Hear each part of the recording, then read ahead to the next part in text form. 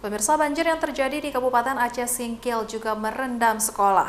Akibatnya sejumlah sekolah diliburkan sehingga aktivitas belajar mengajar terpaksa dihentikan sementara waktu hingga banjir surut. Sejumlah sekolah di Kecamatan Singkil, Kabupaten Aceh Singkil terpaksa meliburkan kembali para siswa lantaran ruang kelas sekolah terendam banjir. Seperti yang terjadi pada MTSN 1 Aceh Singkil yang berlokasi di Desa Pulau Saruk, Kecamatan Singkil, Kabupaten Aceh Singkil.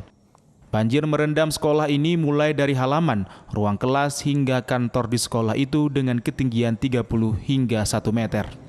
Meski sebelumnya pihak sekolah telah membuat titian darurat dari papan untuk penyeberangan antar bangunan, namun karena banjir semakin parah, maka sekolah terpaksa diliburkan. Pasca banjir beberapa minggu lalu, kegiatan belajar di sekolah sempat dilanjutkan, namun hanya hitungan hari.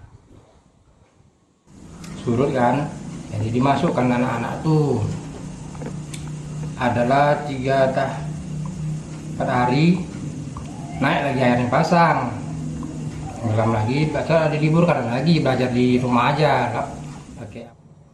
Selain di MTSN 1 Aceh Singkil, banjir juga menggenangi sekolah lain, diantaranya MAN dan MIN Singkil, serta sejumlah sekolah dasar. Banjir yang terjadi di 13 desa pada Kecamatan Singkil itu juga mengganggu aktivitas warga lantaran sejumlah titik akses jalan tergenang. Dari Kabupaten Aceh Singkil, Suparman Munte, iNews melaporkan.